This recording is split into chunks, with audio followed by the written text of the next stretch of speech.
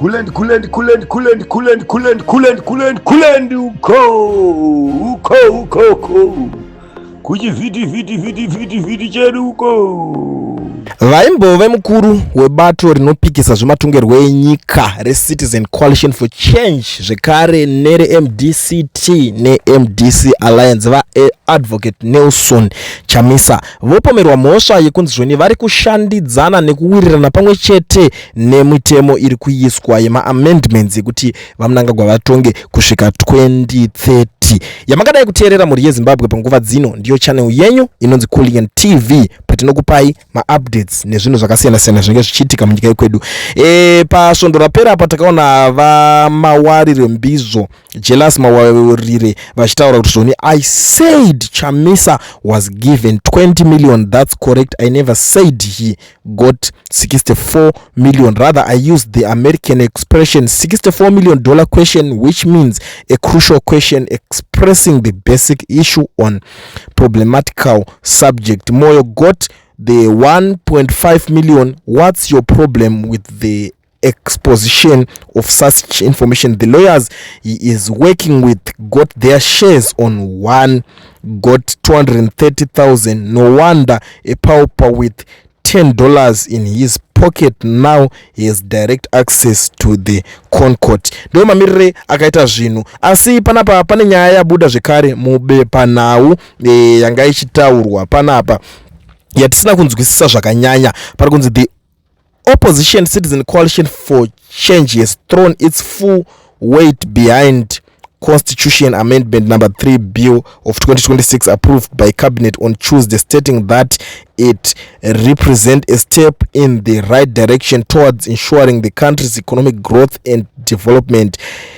In its SECAS meeting resolution following a meeting on Tuesday, CCC Chief Whip Mr. Charles Moyo said the bill aptly captured charges that were necessary progress. Mr. Moyo said electoral reforms contemplated in bill will come. All CCC MPs have been instructed to go to their constituencies to convene meetings in every ward to explain the constitutional amendment bill of 2026 in the implementation of the resolutions of the meeting. All members exercise maximum discipline, patient in explaining any aspect relevant to the bill, said Mr. Moyo. On Tuesday, Cabinet approved the bill, Constitution Amendment number 3 Bill of 2026, which proposed parliamentary process for the election of the president and seeks to replace the current 5-year term with 7-year term. The bill also introduces a raft of legal reforms aimed at strengthening constitutional governance, clarifying institutional roles, promoting political stability, and enhancing the efficiency of the state architecture. Ndo mamirira akaita zvinhu zvese panapa ndosaka pari kunzi opposition backs constitutional amendments. Saka ipapo vari kubva vataura kuti panyaya dzese idzodzo mumwe munhu ari kunge ari kutungamidzwa pakutaura zvako vari kunzi vachamisa vari kuwirira nazvo. Asi ino zvangu nekuziva kwandinoita nemafambiro andaita mune zvekuongorora nyaya dzematongerwo enyika nematauriro andinoita nyaya dzematongerwo enyika neunyanzvi hwatinoshandisa, ndambozamawo kuti pamwe zvichida ndifonera Advocate Nelson Chamisa, pamwe zvichida vaikwanisa kunge vachidayira asi havana kukwanisa kunge vachidayira mbozhanhare yavo nekuti tanga tichida kunzwa zvizere kuti vari kuzvigona sei ende nyaya yacho iri kutaurwa iyi inyaya yechokwadi here kana kuti inyaya yekunyeba. Ndo nyaya yatanga tati tifambire tinzwe kuti zvichange zvakamira sei, asi hazvina kunge zvadayirwa madayirwa tanga takatarisira, hazvina kunge tawana imwe chete mhinduro zvayo kuti tinzwe kuti nyaya iyi iri kutaurwa ndezvechokwadi here kana kuti ndezvemugodzi machitsuro, nekuti tinoziva kuti kazhinji vanhu vacho vepolitics vanenge kusvibisana kavanongoita nguva nenguva. Saka isusu hatisipo pakuda kuwedzera kana kuti munhu akataura towedzera kuti zvataurwa izvozvo ndizvo. Zvimwe zvacho tichiona kuti zvinenge zvisina chokwadi chizere kana kuti zvinenge zvisina kubvumirana navo, nekuti takamirira kunzwa iye munhu mbune achitaura nemuromo wake. Ndiri kuona zvekare mamwe maactivist vari kudatsurana zvakanyanya. Vamwe vari kutaura kuti zvoni iwewe wabudirei uchikriticize kuti Chamisa azvitaura kuti ari kuda kunge achiwirirana nezve 2030. Vamwe vachiti aiwa zvauri kutaura ndizvozvo ndezvekupenga. Vari kutaura zvakasiyana siyana, vanhu vari kutemeseka musoro. Chinoitika ndechekuti vanhu vanenge vasina direct access yekuti vange vachitaura naadvocate Chamisa vacho direct, vanzwa kuti naiva Chamisa nyaya yekutaurwa munotiwo kudii nayo, ndechokwadi here kana kuti zvakamira sei. Vanhu vanongotukanawo nekuti vanhu vekuti vanenge vari kure naChamisa vacho pakumuziva vanenge vasinganyatsonzwisisa. Asi izvozvo handina zvakawanda hangu zvokuramba ndichiwedzera, ndinozviunderstanda nekuzvinzwisisa kuti ndiwo zvinoita nyaya dzematongerwo enyika. Hadzisi dzese dzinongobuda mukuwirirana, hadzisi dzese dzinotanga nekupera mukuwirirana. Saka ndangoti ndingopfura nepana pamhuri yeZimbabwe ndizivisane nemi zvinhu zvinenge zviripo zvichitora nzvimbo. Kana pachinge pazoitawo dzimwe nyaya ndicharamba ndichidzoka ndichidhilivha ndichitaura nemi ndichikuzivisai kuitira kuti mugare muri up to date, kuti muzive nyaya dzese dzinenge dzichitora nzvimbo. Zvakakosha muzive kuti iko zvino ndo nyaya dziri kutenderedzwa mapepa nhau vakasiyana siyana vari kungotaura nyaya dzese idzodzo. Asi inini ndangoti ayo chikuru chii kuti ndiuye nditaure nemhuri yeZimbabwe kuti